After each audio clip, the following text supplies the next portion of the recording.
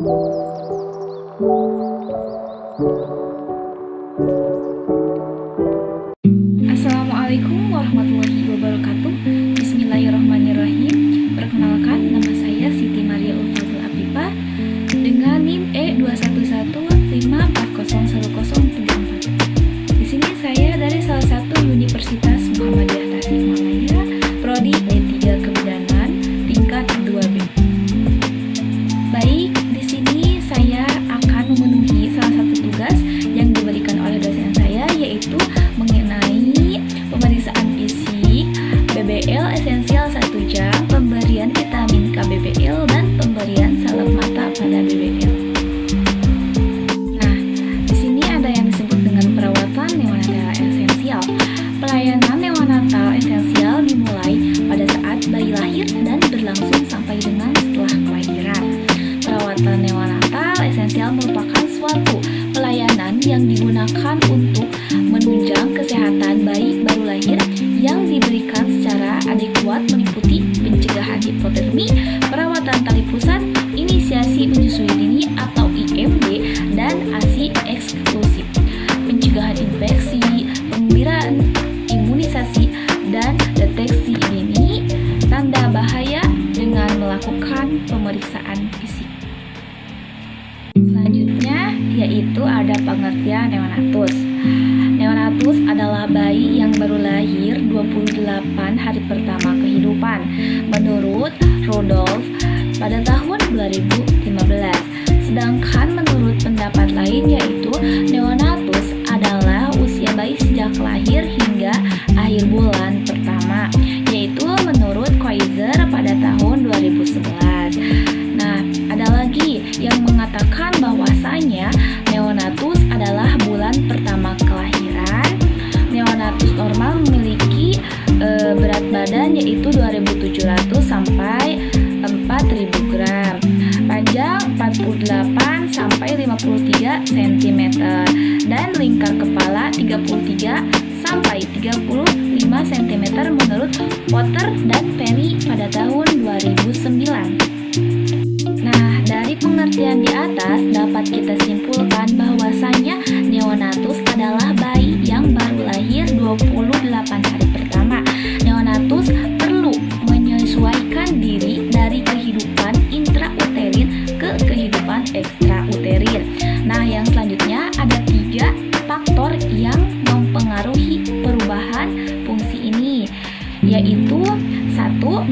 Maturasi, mempersiapkan fetus untuk transisi dari kehidupan intrauterin ke kehidupan ekstrauterin, dan ini berhubungan lebih erat dengan masa gestasi dibandingkan dengan berat badan lahir. Lalu yang kedua yaitu adaptasi.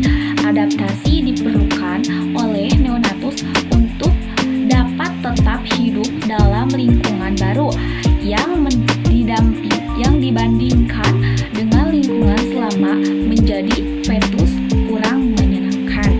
Yang ketiga yaitu toleransi.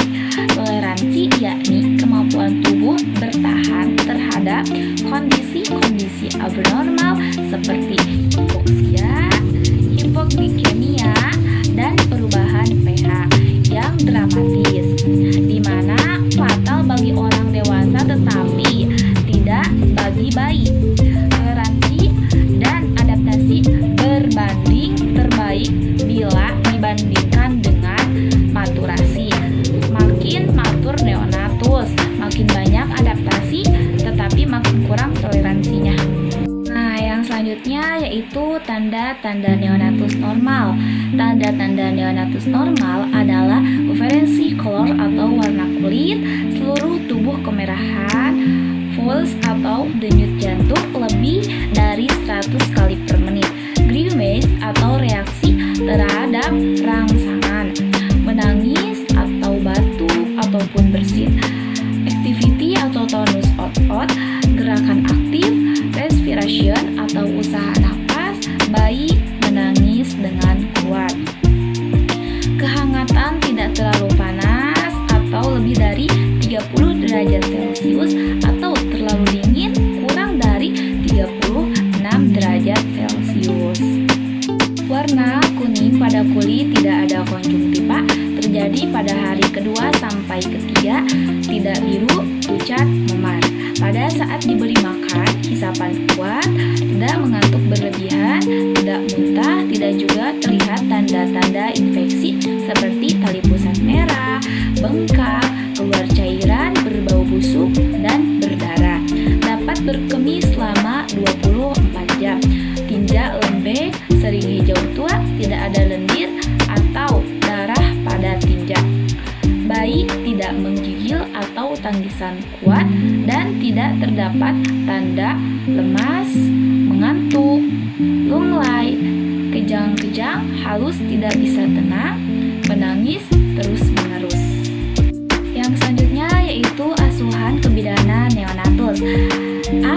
Penilaian neonatus.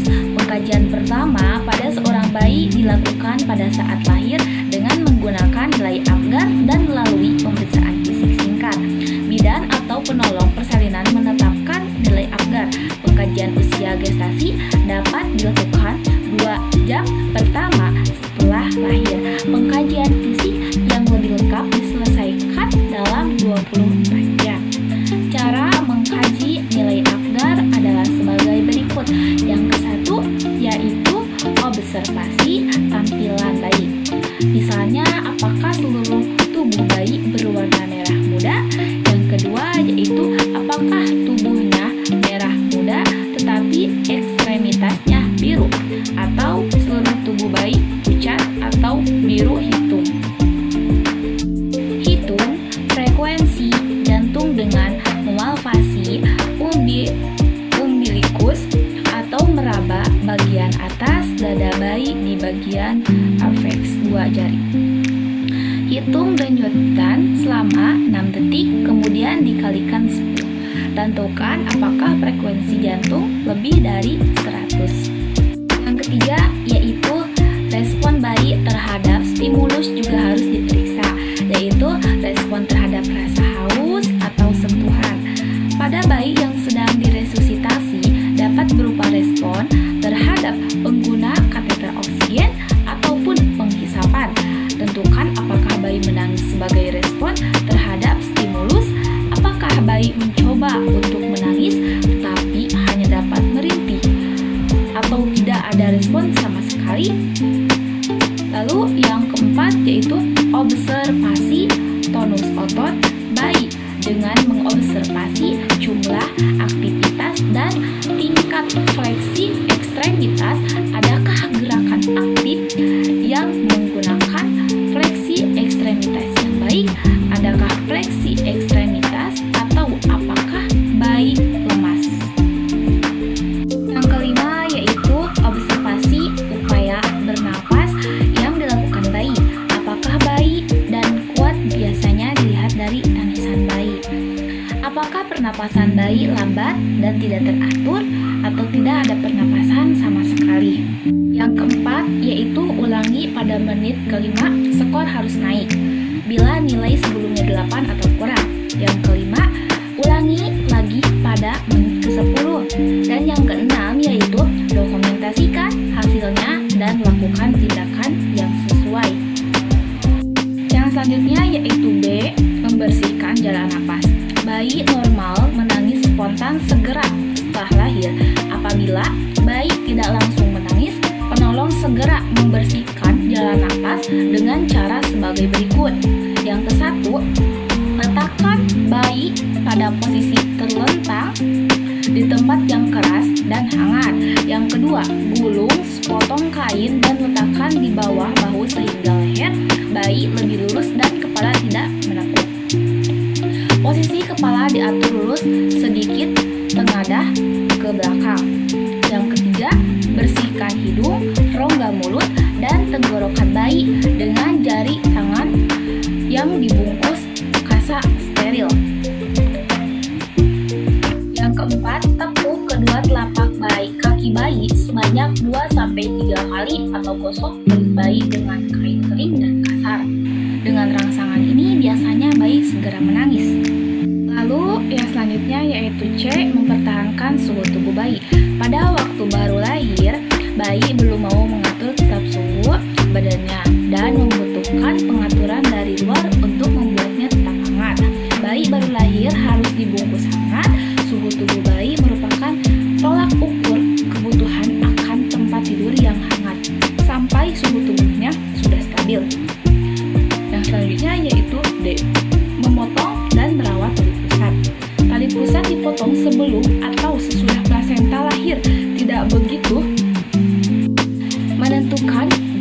akan mempengaruhi bayi, kecuali pada saat bayi kurang bulan.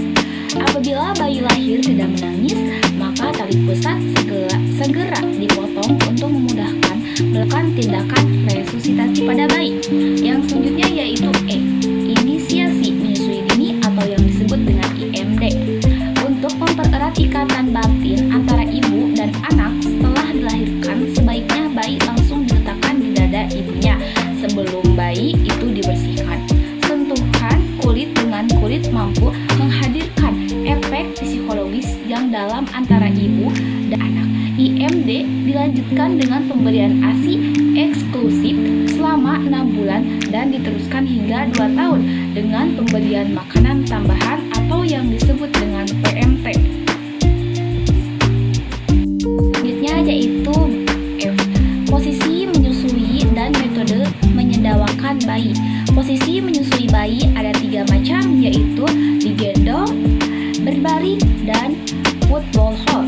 Metode menyedawakan bayi ada 3 metode, yakni disandarkan di bahu ibu, bayi duduk di pangkuan ibu, dan bayi berbaring dengan kepala miring. Yang selanjutnya yaitu G.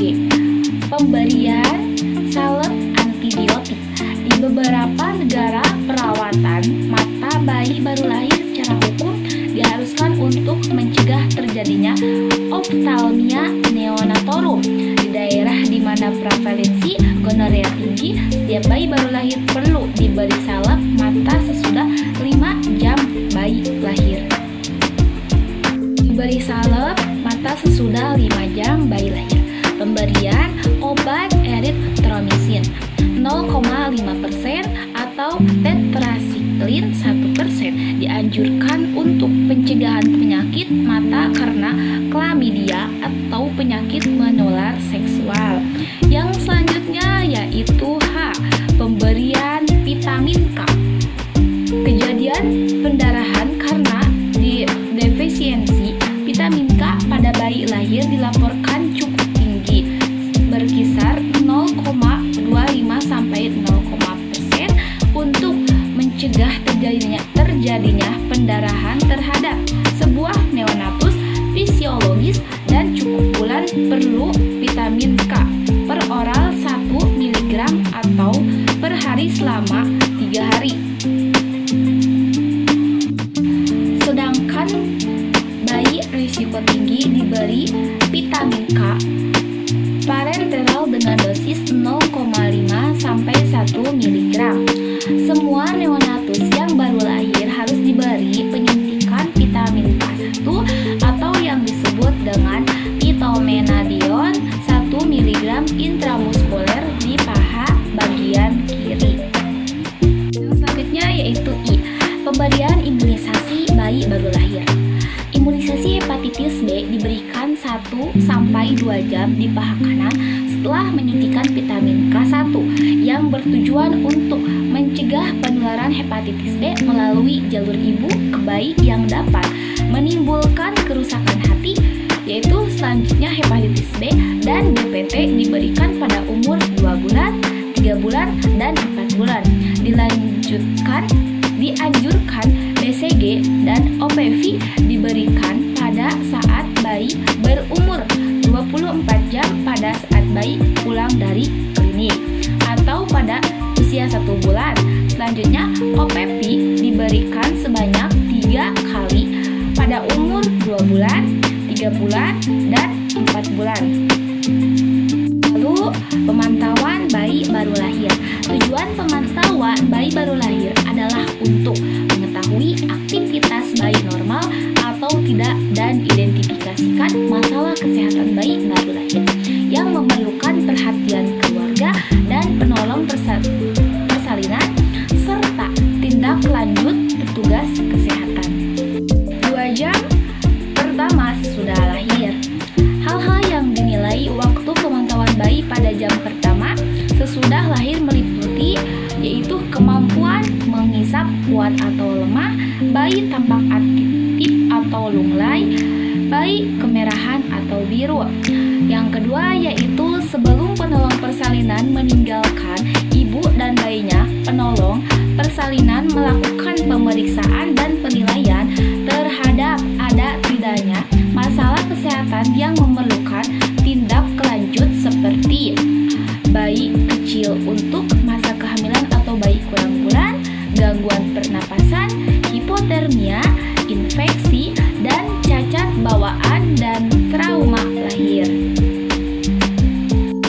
Yang selanjutnya yaitu K. Pemeriksaan fisik dan refleks bayi. Pemeriksaan bayi baru lahir dilakukan pada saat bayi berada dalam klinik atau dalam 24 jam dan dalam kunjungan neonatus sebanyak 3 kali kunjungan.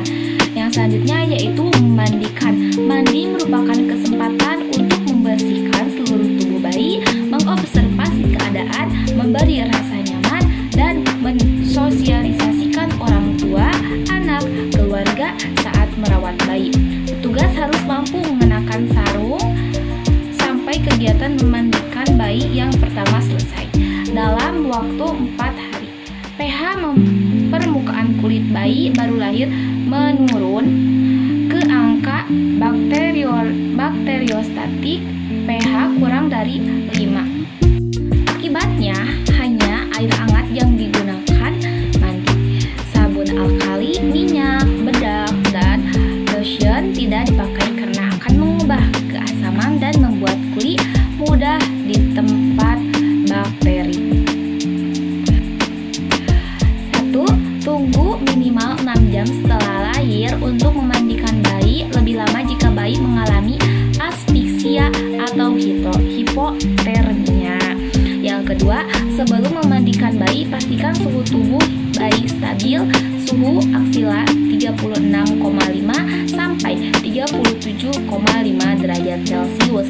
Jika suhu tubuh bayi di bawah 36,5 derajat Celcius, selimuti kembali tubuh bayi secara longgar, tutupi bagian kepala dan tempatkan bersama ibunya di tempat tidur.